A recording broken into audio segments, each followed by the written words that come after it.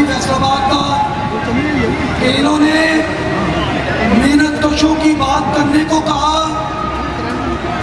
तो मैं कहना चाहता हूं कि 73 सालों के अंदर मेहनत कशों को नजरअंदाज किया गया है। जो भी सियासी पार्टी आती है वो मेहनत कशों को सुहाने ख्वाब दिखाकर फिर उनको रसवा करती है, उनके हुकूक उनसे छीनती है।